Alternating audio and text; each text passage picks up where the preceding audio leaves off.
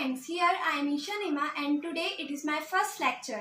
मैं आपको अपने फर्स्ट लेक्चर में सबसे पहले लिस्ट क्लियर करूंगी, लिस्ट क्या होती है ये क्लियर करूंगी और कुछ लिस्ट के वर्ड्स बताऊंगी।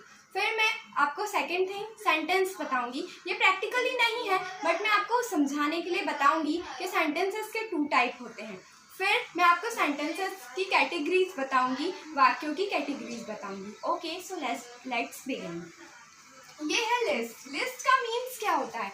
तो लिस्ट का मीन्स ये होता है कि हम कोई भी सब्जेक्ट, लिस्ट का मीन्स होता है सब्जेक्ट। जब हमें कोई सा भी सेंटेंस बनाना होता है तो सबसे पहले हमें एक सब्जेक्ट की ज़रूरत पड़ती है। मैं आपको बताऊंगी बाद में कि सब्जेक्ट कैसे ढूंढना जाता है, कैसे पता चलता है सब्जेक्ट क्या होता है। बट अभी ये समझ लीजिए कि लिस्ट यही होता है कि जो भी सब्जेक्ट है, जो भी सब्जेक्ट आता है उस सेंटेंस में और जो भी क्वेश्चन वर्ड आते हैं उस सेंटेंस में, या हम जो भी पूछते हैं, या ये जो लिस्ट है ना, ये सबसे इम्पॉर्टेंट चीज़ है और सबसे बेसिक भी माना जाता है। इसे बेसिक है इंग्लिश सीखने का।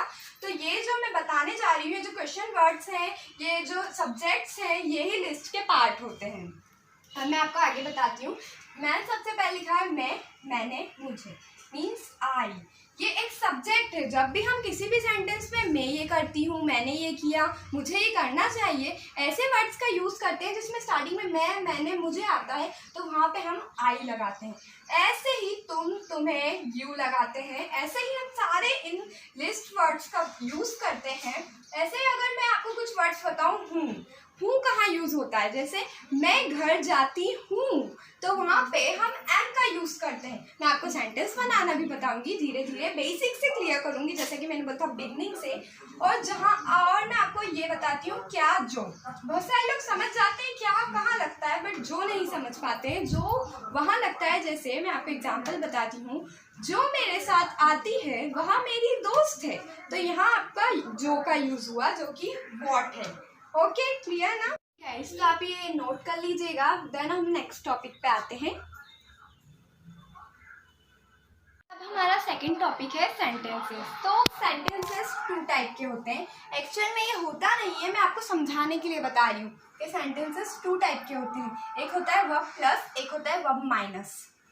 वर्ब प्लस में है, हो, हूँ, ये जो मैंने ये जो चारों लिखे हैं, इनका जो ट्रांसलेशन है वो वर्ब प्लस में नहीं होता है। इनका ट्रांसलेशन है, हो, हूँ का ट्रांसलेशन वर्ब प्लस में नहीं होता है और वर्ब माइनस में है, हो, हूँ का ट्रांसलेशन होता है। जैसे अब मैं आपको एग्जाम्पल बताती हूँ जिससे आपको और भी क्लियर हो जाएगा। राम जाता है, मैंने लिखा है राम जाता है, तो अब आपको ये क्लियर हो जाएगा। राम जाता है, जाना एक वर्ब है। आपको इसमें है ना सब्जेक्ट और वर्ब ढूंढनी है। तो सब्जेक्ट कैसे ढूंढते हैं? किसी भी सेंटेंस में कौन लगाओ और सब्जेक्ट पाओ। मतलब आपका ये सेंटेंस है राम जाता है, आपको सब्जेक्ट ढूंढना है तो आप उस सेंटेंस में कौन लगाइए। कौन जाता है, कौन जाता है, राम जाता है, तो आपको आंसर मिला राम। तो यहाँ है सब्जेक्ट, यहाँ पे सब्जेक्ट आपका राम है। अब जाना, आना, खाना, पीना, सोना, उठना, कोई सा भी काम करना वर्ब होती है। तो यहाँ पर है जाना, तो हम जाता है के लिए वर्ब लिखेंगे। और जैसा कि मैंने आपको बताया, वर्ब प्लस में है, हो का अनुवाद नहीं होता है। वर्ब प्लस मतलब जिसमें वर्ब आती है, और इस सेंटेंस में आपको वर्ब दिख रही है, जाना एक वर्ब है, इसीलिए यहाँ पे है, हो का अनुवाद नहीं होगा। तो यहाँ पे हम रॉन्ग लगा देते हैं, यहाँ पे है का अनुवाद नहीं होगा। अब मैं आपको वर्ब माइनस का एक एग्जांपल बताती हूँ। जैसे है राम एक खिलाड़ी,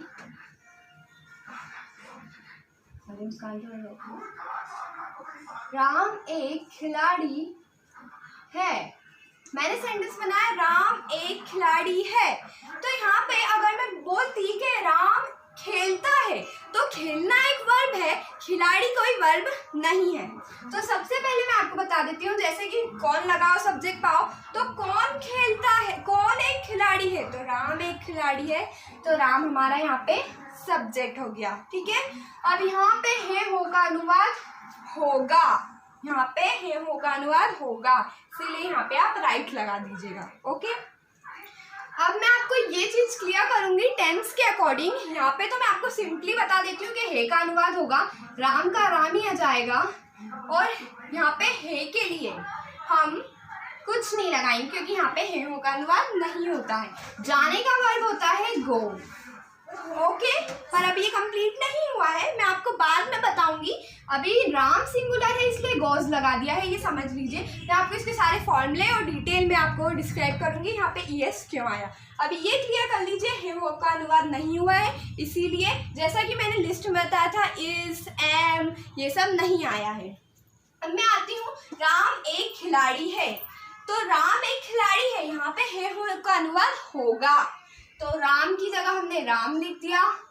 अब जैसा कि मैंने आपको लिस्ट में लिखवाया था, हे की जगह आएगा इस, क्योंकि राम एक सिंगुलर है, ये भी मैं आपको डिटेल में बता दूंगी। अभी आप ये समझ लीजिए, हे की जगह इज आएगा। ठीक है, एक ए प्लेयर, तो प्लेयर मतलब होता है खिलाड़ी, इसलिए प्लेयर खिलाड़ी।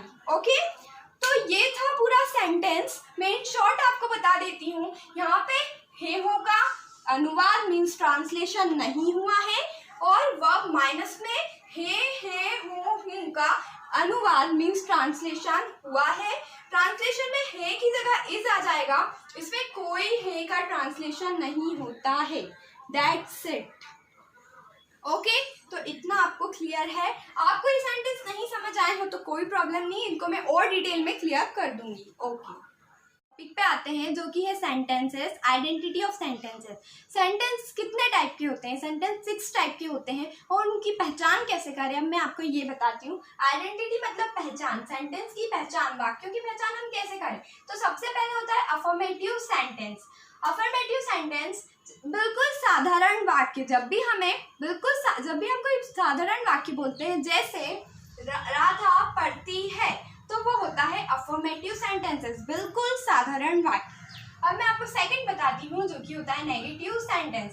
नेगेटिव वो होता है जिसमें नहीं का यूज होता है, बीच में नहीं का यूज होता है। फॉर एग्जाम्पल, राधा नहीं पढ़ती है, सीता नहीं जाती है। ओके, इंट्रोगेटिव सेंटेंस जो कि थर्ड होता है इंट्रोगेटिव सेंटेंस। इंट्रोगेटिव सेंटेंस में हम स्टार्टिंग में क्या लगाते हैं, क्या से उसकी शुरुआत होती है। पर अगर मैं चालू भाषा में कहूँ तो ज़्यादातर लोग ऐसे बोलते हैं, जैसे हम अगर सही बोलें तो वो ऐसा होगा, क्या वह जाता है। पर हम चालू भाषा में ऐसे बोलते हैं, वह जाता है क्या, वह सोता है क्या। तो आप बिल्कुल कंफ्यूज मत होइएगा। क्या राधा पढ़ती है, ये भी इंट्रोगेटिव है, और राधा पढ़ती है क्या, ये भी इंट्रोगेटिव है। पर आप सही बोलें, क्या राधा पढ़ती है, इंट्रोगेटिव। मैं आपको फोर्थ बताती हूँ, negative interrogative sentence. Negative interrogative में क्या और नहीं का यूज होता है, क्या और नहीं, बस बीच में थोड़ा सा डिस्टेंस रहता है। मीन्स क्या डॉट डॉट डॉट नहीं। फॉर एग्जाम्पल, क्या राधा नहीं पढ़ती है, और क्वेश्चन मार्क लगाना बिल्कुल ना भूलें। इंट्रोगेटिव से क्वेश्चन मार्क स्टार्ट हो जाता है, तो QW नेगेटिव इंट्रोगेटिव तक QW नेगेटिव इंट्रोगेटिव सेंटेंस है, क्वेश्चन मार्क लगेगा। तो क्या राधा नहीं पढ़ती है, क्या ये हो जाएगा अपना नेगेटिव इंट्रोगेटिव सेंटेंस। अब मैं आपको फिफ्थ कैटेगरी बताती हूँ जो कि है QW इंट्रोगेटिव सेंटेंस। अब इसकी पहचान कैसे करें? जिस भी सेंटेंस में कोई क्वेश्चन पूछा जाए वहाँ पे हम QW इंट्रोगेटिव सेंटेंस का यूज करते हैं। जैसे राधा क्यों पढ़ती है, एक बात ध्यान में रखना, कभी कभी हमारा सेंटेंस होता है वह क्या क्या लाते हैं, तो हम वो लगा देते हैं, उसको इंट्रोगेटिव बोल देते हैं, बट बिल्कुल नहीं। यहाँ पे क्वेश्चन पूछा गया है और राधा के बाद मीन सब्जेक्ट के बाद क्या क्या आया है, वे क्या क्या लाते हैं, तो फिर वो QW इंट्रोगेटिव सेंटेंस में आएगा। ओके, सिक्स्थ कैटेगरी है QW negative interrogative sentence. For example, Radha क्यों नहीं पढ़ती है। QW नेगेटिव इंट्रोगेटिव सेंटेंस में क्यों नहीं मीन्स कोई भी क्वेश्चन वर्ड के साथ नहीं का प्रयोग होता है। QW मीन्स क्वेश्चन वर्ड, कोई भी प्रश्न पूछा जाए उसके साथ नहीं लगता है। मैंने आपको एग्जाम्पल बता दिया है, राधा क्यों नहीं पढ़ती है, हम क्यों नहीं खेलते हैं, इस टाइप से इसके सेंटेंसेस बनेंगे। तो ये हो गया हमारा आइडेंटिटी ऑफ सेंटेंसेस क्लियर। मैं एंड में आपको कुछ प्रैक्टिसेस बताना चाहूँगी कि आप इन सब की प्रैक्टिसेस कैसे करें।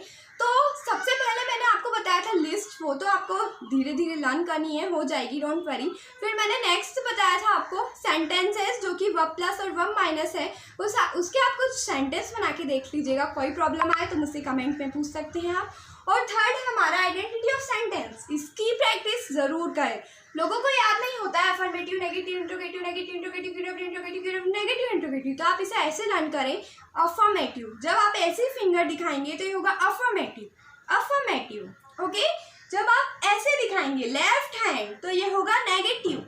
जब आप राइट हैंड दिखाएंगे लेफ्ट हैंड के साथ तो ये होगा नेगेटिव इंट्रोगेटिव। पर सिर्फ राइट हैंड दिखाएंगे तो इंट्रोगेटिव, ये होगा QW इंट्रोगेटिव। दोनों साथ में तो QW नेगेटिव इंट्रोगेटिव।